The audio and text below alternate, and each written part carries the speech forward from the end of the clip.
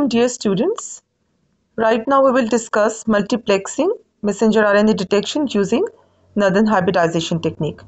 We can see here 4 different colors which are shown in the Drosophila embryo: yellow, blue, green and red.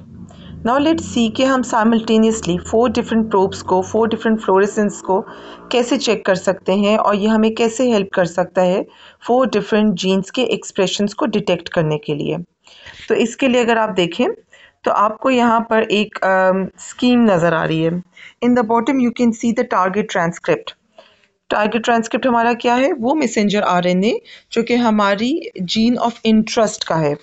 इस particular case में हमारे पास MSH gene है जिसका messenger RNA हम ले रहे हैं। चूँकि ये यूकैरियोटिक मैसेंजर आरएनए है तो हमें पोली ए टेल इसके एंड पर नज़र आ रही है।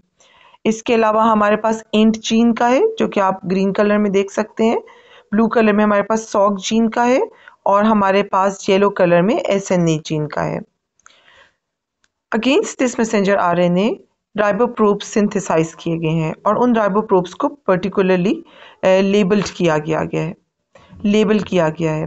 यहाँ पर आप देख सकते हो MSH के अगेंस्ट हमने जो प्रोब डिज़ाइन किया है उस पे डिग ऑक्सीजन मौजूद है as the label. Whereas when it comes to इंट तो हमारे पास जो लेबल्ड प्रोब है उस पे बायोटिन मौजूद है।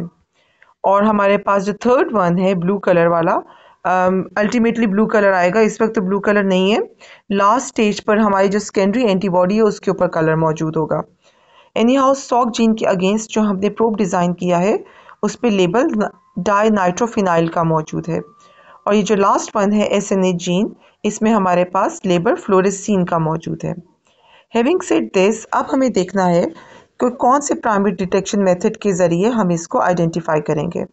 तो नोट करें फर्स्ट केस में चूँकि डिग ऑक्सीजन मौजूद है तो हमने उसके अगेंस्ट एंटीबॉडी बनाई है। इसको आप कह सकते हैं एंटी डिग। ये जो आपको अल्फा सा नज़र आ रहा है दिस इज़ एंटी, ये एंटीबॉडी के बारे में बता रहा है, और डिग बता रहा है कि ये डिग ऑक्सीजन के अगेंस्ट एंटीबॉडी है। रेस किस ऑर्गेनिज्म में की गई है? शीप में रेस की गई है। ठीक है, ये पता कैसे होता है कि आप शीप को इंजेक्ट करते हैं विद डिग ऑक्सीजन, और डिग ऑक्सीजन चूँकि उसके लिए फॉरेन बॉडी है तो उसकी बॉडी, उसका immune system, B cells antibodies बनाने शुरू कर देते हैं उस डिग ऑक्सीजन के अगेंस्ट। उसके बाद आपको शीप के ब्लड में से सेपरेट आउट करना होता है डाउनस्ट्रीम प्रोसेसिंग के थ्रू ये एंटीबॉडी, और ये एंटीबॉडी आपकी एंटी डिग ऑक्सीजन एंटीबॉडी होती है। Anyhow, this is not what we directly do. There are many companies which are available around the world who can do these services for you. You can be part of that company one day. You can do it or you can actually establish a company yourself to raise such antibodies here in Pakistan. अच्छा जी, second case में हमारे पास biotin label था। चूँकि biotin के against एक बहुत strong एक इसका पार्टनर होता है, हम कहते हैं इसको स्ट्रेप्टावाइडिन। बायोटिन, स्ट्रेप्टावाइडिन या बायोटिन एविडिन जो भी आपके पास मौजूद है उसको आप यूटिलाइज कर सकते हैं। ठीक है, तो हमारे पास इस केस में स्ट्रेप्टावाइडिन के साथ एक हॉर्स रेडिश पेरोक्सीडेज एंजाइम मौजूद है जो कि कलरलेस कंपाउंड को कलर्ड कंपाउंड में चेंज कर सकता है। थर्ड वन में आप देखें तो सॉग के अगेंस्ट हमारा जो प्रोब था उसमें डाइनाइट्रोफिनाइल मौजूद था। सो हमने क्या किया कि डाइनाइट्रोफिनाइल के अगेंस्ट एंटीबॉडी रेस की।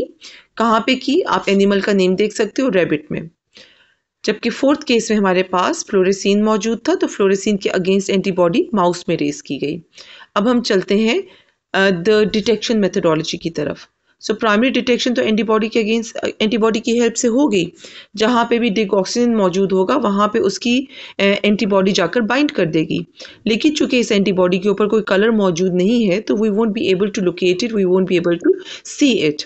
सो इसलिए हम क्या करते हैं, एक सेकेंडरी एंटीबॉडी रेस करते हैं, and that secondary antibody is the one which carries the colour. और आप देख सकते हैं ये एंटीबॉडी एंटी शीप एंटीबॉडी है कि कोई भी प्रोटीन जो कि शीप को बिलोंग करती हो उसके अगेंस्ट ये बाइंड करेगी। ठीक है, तो ये एंटी शीप एंटीबॉडी है। रेस किस में की गई? डोंकी में की गई। और डाई इसके ऊपर कौन सी लगी हुई है? एलेक्सा 488 जो कि रेड कलर की डाई है। ठीक है, तो अब इस फिगर में हमारे पास इस क्रॉस सेक्शन में जहाँ जहाँ पे हमें रेड कलर नज़र आ रहा है ये वो जगह है जहाँ पे MSH जीन एक्सप्रेस हो रही है। सेकंड केस में हम देख रहे हैं कि हमारे पास बायोटिन था, बायोटिन के अगेंस्ट स्ट्रेप्टोवाइडिन था, स्ट्रेप्टोवाइडिन के साथ हॉर्स रेडिश पेरोक्सीडेज लगा हुआ था। तो ये हॉर्स रेडिश पेरोक्सीडेज क्या कर रहा है कि कलरलेस कंपाउंड को ग्रीन कलर में कन्वर्ट कर रहा है। और ये हमारे पास एलेक्सा 350 टायरामाइड है। तो जहाँ पे भी आपको ग्रीन कलर नज़र आ रहा है, इसका मतलब ये है कि ये वो रीजन्स हैं जहाँ पे इंट जीन अपना एक्सप्रेशन शो कर रही है। थर्ड वन में चूँकि ये रेबिट एंटी डाइनाइट्रोफिनाइल हमने यूज़ किया था, तो उसके अगेंस्ट जो सेकेंडरी एंटीबॉडी है वो चिकन में रेज की गई है, दैट इज़ एंटी रैबिट। और इसके ऊपर जो डाई लगी हुई है वो एलेक्सा 647 है, जो कि आपको ब्राइट ब्लू कलर दे रही है। सो जहाँ जहाँ पे आपको ब्राइट ब्लू कलर्स नज़र आ रहे हैं वहाँ पे सॉक जीन एक्सप्रेस हो रही है। और ये लास्ट में स्ना जीन के लिए आपको येलो कलर नज़र आ रहा है। और यहाँ पे हम माउस के अगेंस्ट जो एंटीबॉडी है वो हमने गोट में रेस की है, और जो डाई यूज़ की है वो एलेक्सा 555 है। तो इस तरह एक ही गो में, एक ही टाइम में हमने 4 डिफरेंट जीन्स का एक्सप्रेशन एक डेवलपिंग एम्ब्रियो में चेक कर लिया। तो चूँकि हम एक ही वक्त में मल्टीपल चीज़ें चेक कर रहे हैं, तो हम इसे कहेंगे मल्टीप्लेक्सिंग। और चूँकि हम यहाँ पे ट्रांसक्रिप्टोम एनालिसिस कर रहे हैं, हम इस यहाँ पर एक्सप्रेशन को चेक कर रहे हैं, मैसेंजर आरएनए को डिटेक्ट कर रहे हैं, तो हम इसे कहेंगे multiplexing messenger RNA detection. With this